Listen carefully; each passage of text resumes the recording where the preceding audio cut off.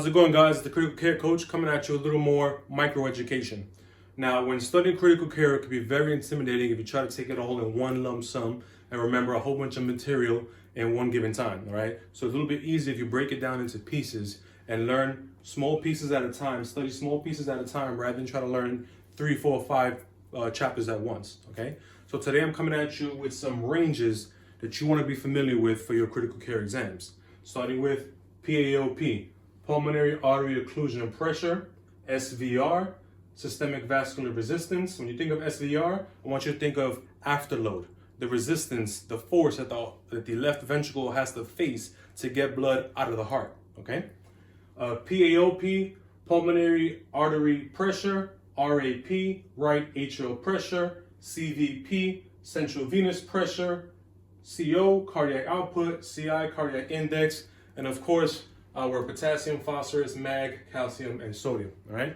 So we'll start with PAOP. The normal range of PAOP is 6 to 12, okay? When you start going above 12, that's when the pressure is too high.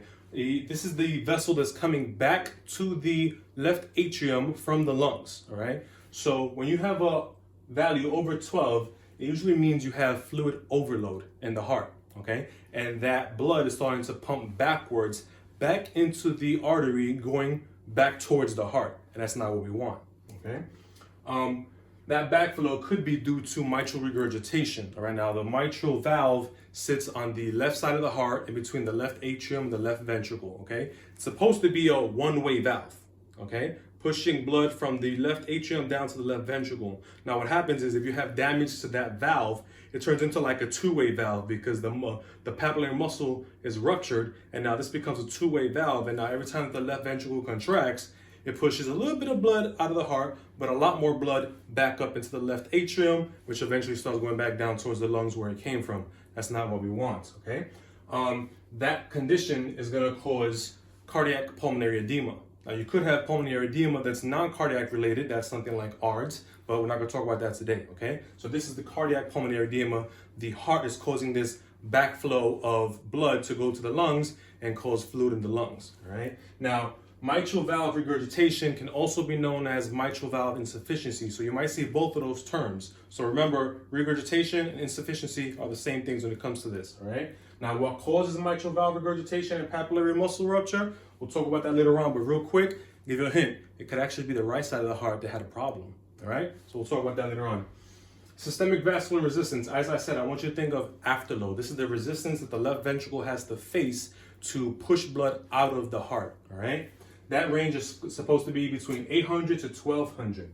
Now, when you have over 1200, that vessel is constricting.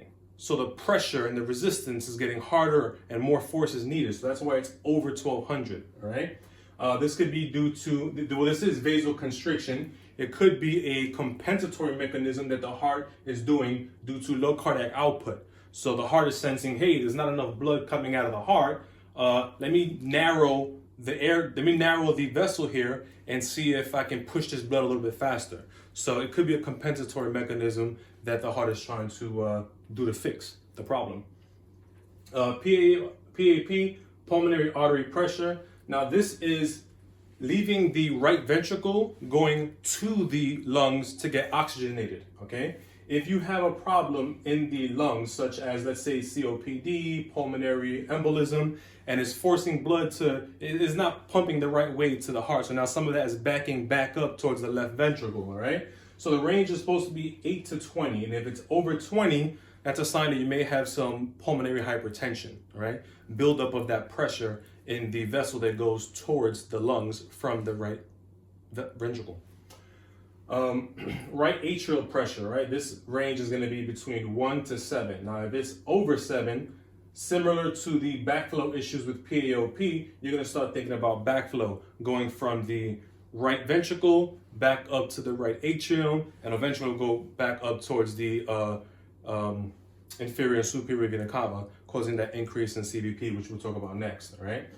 So the right atrial pressure could be an issue due to right ventricle failure, due to an MI. Now, an inferior wall MI, which is an MI or heart attack of the right side of the heart, can actually cause several problems. It can cause a third-degree heart block. It can cause right ventricular failure, causing that right ventricle not to pump the right way. So it's not pumping strong enough to push blood to the lungs, so some blood might start going back towards the right atrium. And it can also cause mitral valve regurgitation due to papillary muscle rupture. Now you'll know that you have that because you may hear that murmur at the apex of the heart, okay? Next we have CVP, central venous pressure. Now this is the pressure that's coming back from the right atrium towards the superior and inferior vena cava. If it's over 6, that's when you start thinking about that backflow. And one of the things that can give an indication of that is you start to see some JVD in the patient. So if you sit your patient at like a 45-degree angle, have them turn their head, you may see the bulging of the vessels on the neck, all right? And if you don't see it, you may get a little flashlight, put a flashlight, and you'll see the shadow on the neck that indicates that they have that JVD. You may also have peripheral edema. Because of that backflow, the blood has to go somewhere, so it's going to start flowing down towards the extremities, and you'll start seeing some swelling happening there, okay? Lastly, we have cardiac output. That's just pretty much the amount of blood that's coming out of the left ventricle into the systemic system, which is supposed to be 4 to 8, and then the cousin to that is the cardiac index, which is supposed to be 2.5 to 3.5. Now, I'm not really good at drawing, so I'm not going to try to draw a heart here, but I am going to use my model here after we finish with the potassium and all these guys to show you exactly where these areas are located in the heart, that way you know what you're looking at. So potassium, everybody knows potassium. It's supposed to be between 3.5 to 5. Now, some things that you need to know when it comes to these values, potassium is a cardiac electrolyte, okay? So when you have issues with potassium, you may have issues with your heart as well. Some of the things that you may see on an EKG once your potassium goes above 5.5 is you'll see a prolonged PRI, you may see a wide QRS, you'll see the ST depression, and the tall peak T waves, all right? Bradycardia is another thing that you will see, and advanced AV block, so a heart block. Phosphorus is supposed to be 2.5 to 4.5, magnesium 1.8 to 3.0. Now these three guys, they're constantly hanging out together, all right? Potassium, phosphorus, and mag, they're always hanging out together. So if you see one is low, the chances are the other two homies are gonna be low too, all right? Calcium, however, he hangs out on his own. And when these guys are low, calcium is usually inversed. So if these guys are low, calcium is usually going to be high. If calcium is high, these guys are going to be low, and vice versa, okay? Magnesium, another heavy hitter.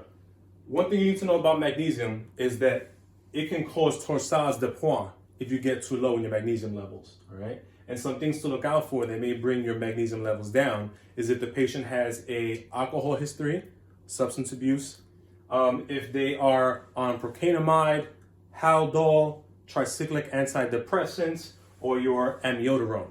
If they're on these medications, you want to make sure you check the magnesium because they could tend to drop that magnesium level. Calcium is another important one. Calcium levels, when they drop, they're going to cause positive Chavatsky and positive Trousseau signs. So low CA is going to equal CT. Now, Chavatsky is, the sign is when you touch the cheek, you may see like a spasming of the cheek when you rub on their cheek.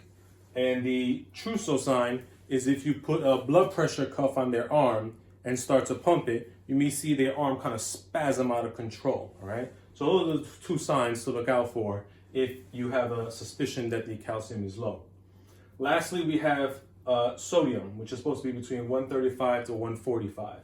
Now, sodium is also a risky one, right? Once that drops below 135, you start going into the risks of going into seizures, okay? This is something that you'll see in like SIADH, which is another lesson we're going to talk on later on. Sodium is also very important when it comes to how you manage it, okay? If you have chronic sodium depression or decrease, then you want to slowly bring that level back up. So what I mean is, if you see that a patient's sodium is low, you want to look back at their previous lab values within that stay, within that transport, within the past couple times they've been in the hospital, and see if it's been in that range. Because if it's been chronically low like that, the brain has already had a chance to adapt to that range, okay? If you try and raise that sodium too fast, you can actually do damage to the brain. So if it goes down fast, you can raise it back up fast. If it goes down slowly over time, you need to bring it back up slowly over time so you don't do that damage to the brain, all right? So now, as I said, we're gonna show you on this lovely heart model over here where to find all these locations so you can identify them if you see them on your test. All right, guys, so we're gonna go over the anatomy of the heart here real quick, right? So this is the right side of the heart, right? You're looking at it from the anatomical position, so this patient's facing you. This is the right side of the heart. This is the left side of the heart, right? We have the right atrium, the right ventricle, left atrium, left ventricle, all right? Bicuspid valve, mitral valve, all right? So when we talk about the first, PAOP, right? Pulmonary artery occlusion pressure. What we're talking about is right here. These areas right here in the left atrium is where blood is coming back from the lungs after just being oxygenated, okay? So when blood starts to back up from the left ventricle to the left atrium, because this valve right here, the mitral valve, is not working correctly, mitral regurgitation or mitral insufficiency, blood's gonna start to back up. This valve's gonna turn into a two-way valve. Blood's gonna start to back up and go into these areas that go back towards the lungs. And that's gonna increase the PAOP over 12, all right? And that's gonna cause the pulmonary edema. So this is the papillary muscle that we're referring to. Typically, the left ventricle is supposed to push blood right into here, the aortic valve. And when that's happening, the mitral valve is supposed to be closed off because it's working as a one-way valve. But that doesn't happen. You get that backflow, okay? Now, inside this or past this aortic valve, you have your aorta, okay? Now, within this aorta is where you're gonna measure your SVR, systemic vascular resistance, okay? So the left ventricle here is going to contract and push blood past that aortic valve. And the resistance that meets is the SVR, aka your afterload. The resistance that it has to push up against is how you get that measurement. So when this artery starts to contract, it's going to increase your SVR, and your heart is going to have to push harder to force that blood out. And as I said earlier, that could be a compensatory mechanism to a condition, all right? On this side, we have our right ventricle, right atrium. So when we talk about the PAP, the pulmonary artery pressure, we're referring to this right here, okay? When the right ventricle contracts, it's gonna push past the pulmonic valve and start going towards the lungs. But when the pressure in this vein is too much and you have that pulmonary hypertension happening because of either COPD or you have a clot in there that's causing blood not to be able to pass properly, you're gonna get that back pressure happening and your PAP is gonna rise above 20. And that fluid can then back up into the right atrium. And if it's that bad, it'll start to back up into the right ventricle. The right ventricle will back up into the right atrium. And it's not necessarily that it's backing up, but what's happening is when the right atrium is contracting and trying to get blood into the right ventricle, there's already so much fluid in here because it's backing up from the pulmonary vein that it just has to stay inside the right atrium and starts to, again, more backing up is going to back up into the superior and inferior vena cava. And that's how you're going to get your CVP. So while all that fluid is in here in the right atrium, too much fluid is here because it's not being pushed into the right ventricle. That's going to raise the right atrial pressure, which is supposed to be 1 to 7, but it's going to end up being more than 7. And that's going to, as I said, that's going to push into the superior and inferior vena cava, raising your CVP, okay? Now, when you have this left ventricle that is forcing blood or contracting and forcing blood up towards the left atrium, you're going to have decreased cardiac output. That cardiac output is what's supposed to go to the aortic valve. All right, but you're going to have that decreased cardiac output, which is going to cause the natural constriction of the SVR. That's one of the natural ways that it could constrict. All right, and that's all there is to it. All right, so just to go over it one more time, we have blood that comes from the lower and upper part of the bodies into the right atrium. It's supposed to naturally go through the bicuspid valve into the right atrium or right ventricle. From the right ventricle, it gets pushed through the pulmonic valve into the pulmonary vein, goes to the lungs. Gas exchange happens at the alveoli. It gets oxygenated. It comes back through the pulmonary artery into the left atrium. From the left atrium, it gets pushed through the mitral valve. If it's working properly, you're not going to have any backflow. It'll stay in the left ventricle until it's ready to contract. When it does contract, it's going to go through the aortic valve into the aorta and gets dispersed to the systemic system. Now, there are many different conditions that can cause this heart to not work properly. We're talking cardiomyopathy, heart failure. There's 3 different forms of cardiomyopathy, all right? And we have septal defects, we have atrial defects. So there's many different things that can occur in the heart. It's an amazing machinery, and we'll talk about all that at a different time.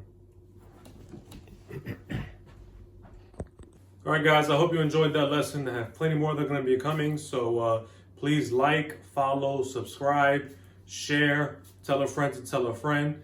And if, as always, if there's anything else that you want to see, any kind of material, just drop it in the comments, and I'll do my best to get to it, all right? Follow me on YouTube, TikTok, IG, and I have many other videos with practice questions and things that you might be interested in, all right? God bless. Have a